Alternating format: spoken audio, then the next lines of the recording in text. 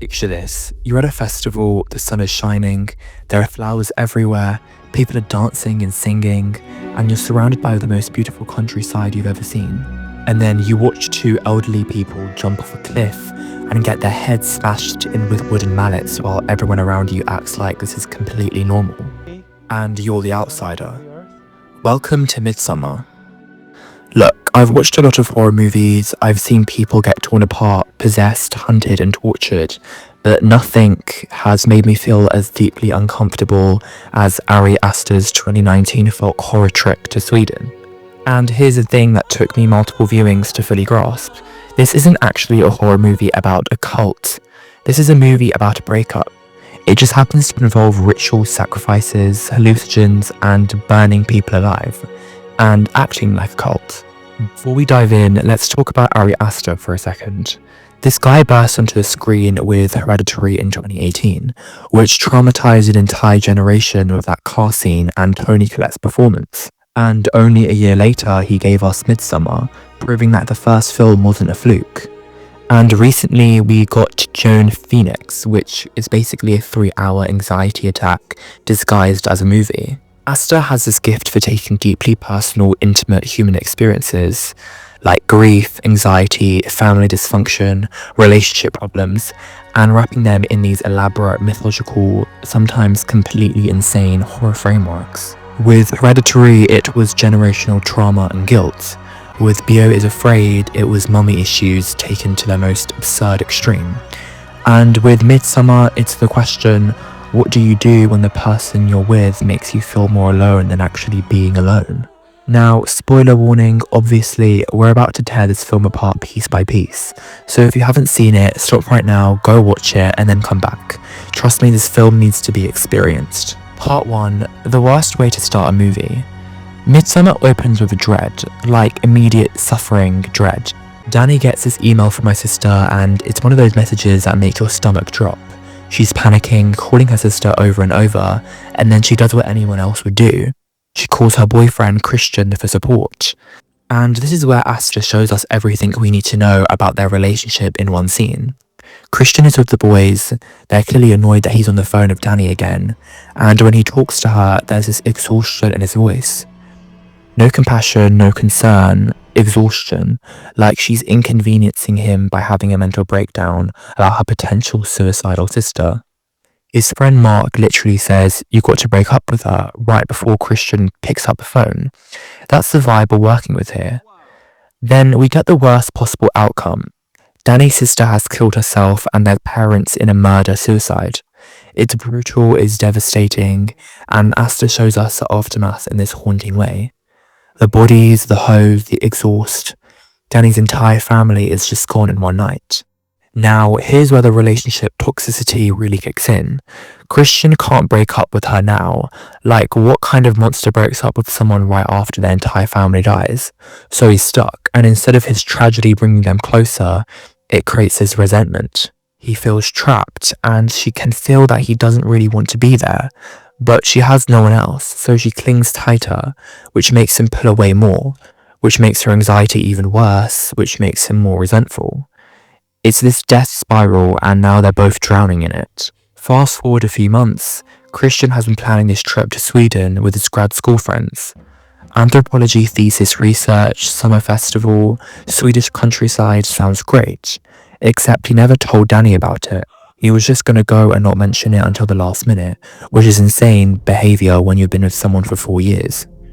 When Dani finds out and is clearly hurt that she wasn't invited, Christian does a thing that makes him want to throw something at my screen. He invites her, but in this way where he's clearly hoping she'll say no. And his friends are pissed at him for inviting her. Pell, the Swedish guy who's taking them to this commune, is the only one who seems genuinely happy that she's coming. And this right here is the emotional foundation we're building on as we head into rural Sweden.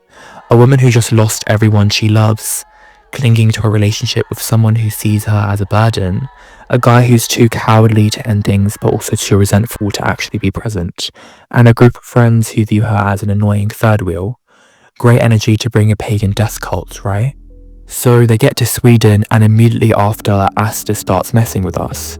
This doesn't look like a horror movie. Horror movies are dark, shadowy, nighttime, creaky houses, and fog. This is the exact opposite. It's bright, it's sunny, it's gorgeous. The Haga commune looks like a Scandinavian vacation brochure. Everyone's in flowing white clothes, there are flowers everywhere, people are smiling and welcoming. But something's off. You can feel it even if you can't quite name it yet. First of all, the sun never really sets. They're far enough north that during summer it's basically daylight all the time. Which sounds nice until you realise that means that there's nowhere to hide.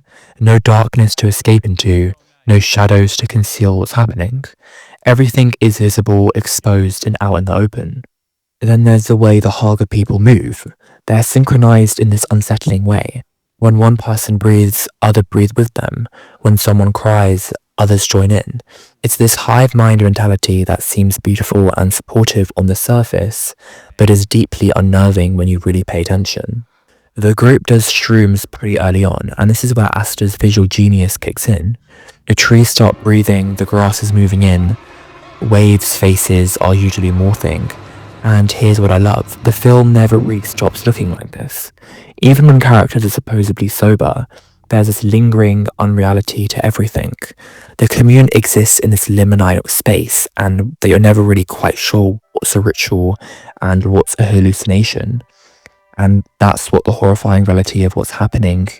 The visitors are horrified, Dani is sobbing, the guys are yelling, and here's what's fascinating. The Haga are confused by their reaction. To them, this is beautiful, this is honourable. These elders live in 72, which is their tradition, their perfect age to complete the cycle and give yourself back to the community. It's not murder, it's a gift. This is where the movie should end, right? They should leave, get into the car, drive away, call the police, anything, but they don't. The Haga basically tells them, you can leave if you want, no one's forcing you to stay, and they stay anyway.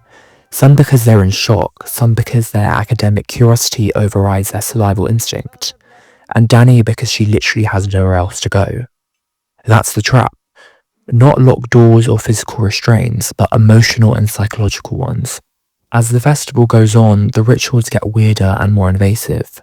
They're drinking this special tea, eating these specific foods, participating in ceremonies that don't fully understand themselves yet. And the Americans are disappearing one by one. Mark, who's been disrespectful basically since they've arrived, pisses on a scared ancestral tree. Real smart move. He's lured away by a girl, and that's the last we see of him. Well, until later when we're discovering they literally worn his face as a mask and turned his body into a human scarecrow. But we'll get onto that. Josh sneaks into the sacred temple at night to photograph the holy text for the thesis, because apparently getting good grades is worth risking death. He's caught and he disappears too. Christian sees someone running away wearing Josh's clothes, but doesn't put two and two together because Christian is aggressively oblivious about everything. Now we get to the mating ritual, and this is where things get really uncomfortable. Maya, one of the young Haga women, has been chosen to mate with an outsider. She's been feeding Christian her pubes in his food, which is gross, and putting ruins under his bed. Basically doing folk magic to make him want her. And it works, not because magic is real, but because he's drugged out of his mind, barely conscious. Meanwhile, Dani is going through her own transformation. She's invited to participate in the dancing competition where all the young women dance until one is kept left standing. It goes on for hours. People are dropping from exhaustion, but Dani keeps going, and something happens to her in this ritual. She's not dancing anymore, she's transcending. The Haga women are chanting her name, supporting her, celebrating her. She wins and she's crowned the May Queen, this huge honour in their tradition, and for the first time since her family died, maybe for the first time in their entire relationship with Christian, she feels genuinely happy.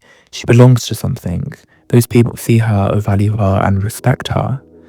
The aura of Midsommar isn't really the gore or the pain rituals. It's watching someone so starved from connection and validation that a literal cult death feels like family. So what does this movie actually mean? Strip away the family rituals and violence and the Swedish folk costumes and you're left with a story that's painfully relatable. This is a film that happens when you're in a relationship that's already dead. You're both too scared or too comfortable. Christian doesn't love Dani. I don't think he ever really did. Or if he did, it died a long time ago. He's with her out of habit, out of obligation, out of not wanting to be the bad guy. And Dani knows this on some level, but she can't go because she's terrified of being alone. The Haga represents something that's both beautiful and horrifying. Complete emotional availability taken to its absolute extreme. Nothing is private anymore, nothing is individual. Your pain is everyone's pain, and so is your joy. That's the horror. Not that evil exists, but that evil can feel like love when you've been starved from it for a long time. So, Midsommar, a breakup movie disguised as folk horror, a film about finding yourself by literally burning your past to the ground, and somehow, despite all the death and manipulation and horror, that final image of Dani smiling doesn't feel entirely tragic. It feels like freedom. So what do you think? Was Dani liberated or brainwashed? Was she a hero or a villain? Let me know in the comments.